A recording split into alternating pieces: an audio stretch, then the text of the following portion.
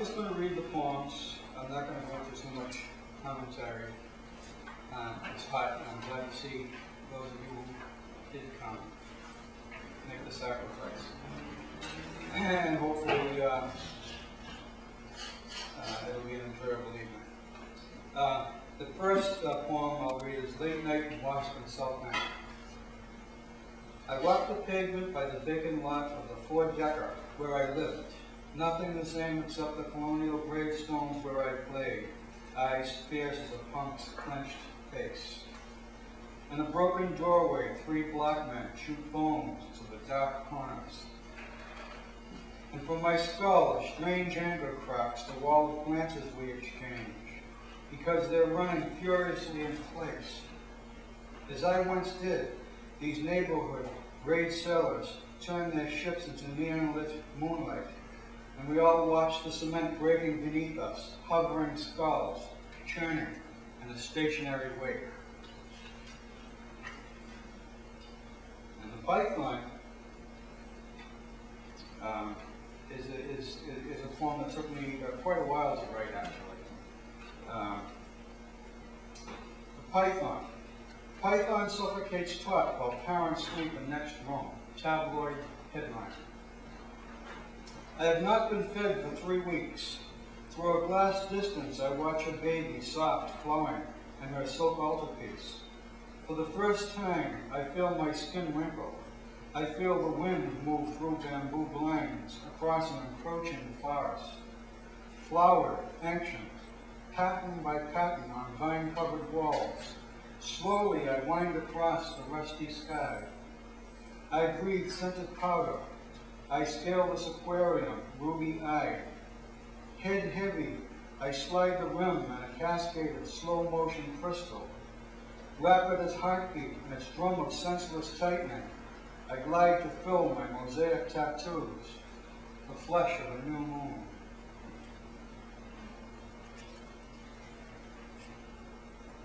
Rainbow. Imagine a squirrel you have declawed, panic from tree to tree. Across the woods, a shrike impales a grasshopper, live in her bush of tormented feast. Imagine a rainbow slinkwalk 50 miles per step. Chicago, the butcher of the roast beef sandwich you're eating. Some stride later, South Bend, city of stinking water. Imagine now you are the rainbow. Wherever you step is nothing except presence. And that is, I think, the picture of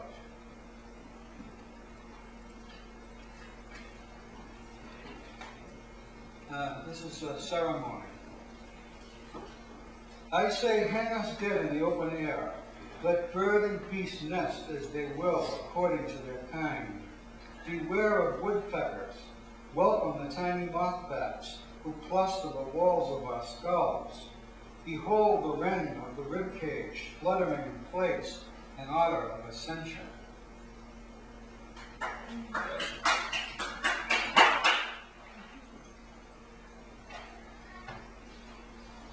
The end has come. The rabbit has been eating meat left for the dog. The rabbit's face is a saber, fixed to rip. The dog cowers in the moon's submissive light. My wife is at the table rattling her cup for coffee. I'm by the screen door whacking dust off a Chinese rug. There is no lightning in the sky. A drop of dew falls. History is a microchip crystallizing into a flame small enough to contain itself. Crossing.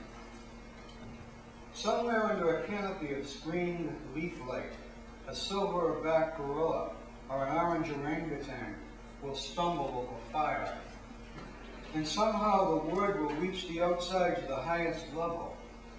I myself, a good grain of Irish and a degree in writing, will not be granted a handling in the Inquisition over this precocious flint magician, one flame and a fistful of stones.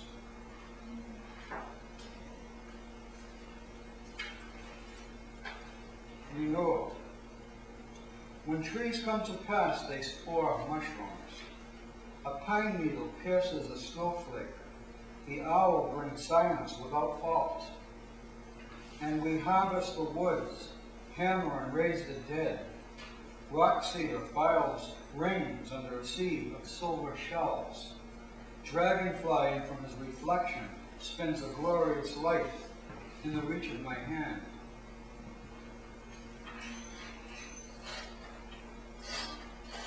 Faith. Perhaps there is something to it. Consider the dog. He has complete trust, which is seldom betrayed. Yet there are experiments. Still, 90% of American dogs are rewarded for the dog's life.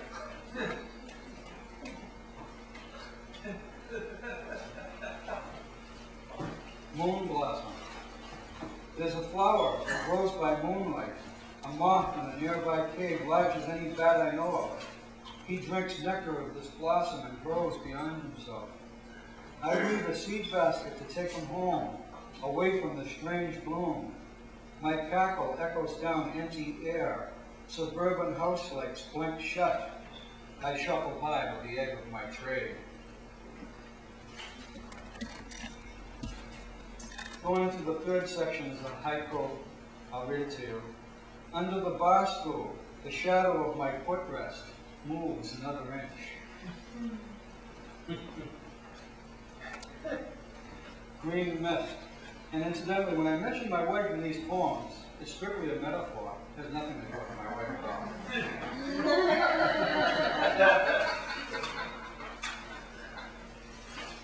I'm entertaining friends. I catch my reflection on a glass coffee table. I'm middle-aged, balding, my temple veins swollen, and a long, hissing laugh. Cigarette smoke drifting up breaks my image down to the situation here. My wife is wiping the rings under everyone's drinks. A guest begins an exodus by saying, "Well, guys, what do you think?" Now I'm in the kitchen drinking coffee. My wife has gone to bed. The cat wants attention. The moon is sailing through a green mist. The night is over under the folding wing. Smoking poem. I gotta have a cigarette so often. I think it's the right kind of poem.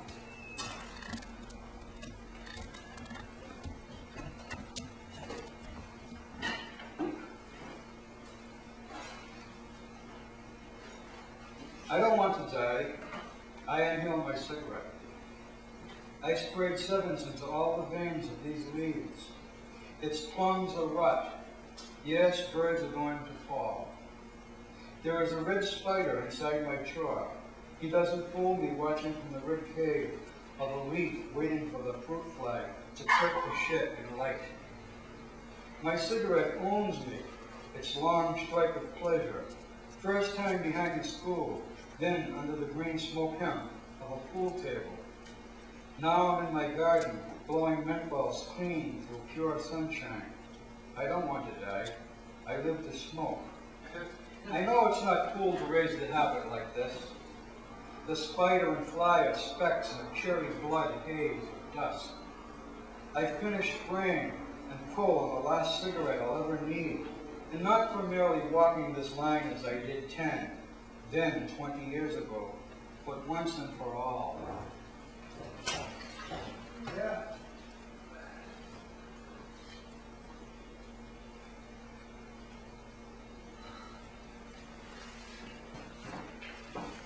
The old bridge. The train is coming. The moon in the river begins to ripple. The train crosses the bridge, making the moon and the river tremble across the sky. A bird bangs a sleepy wing against his tree branch and folds himself in two. The train grows small, and the moon and the river comes together again. An old cop balances the moon on his nose like a seal without streaking the surface, and slips back to the moss as the bottom opens and closes slowly, heavy gills like open doors.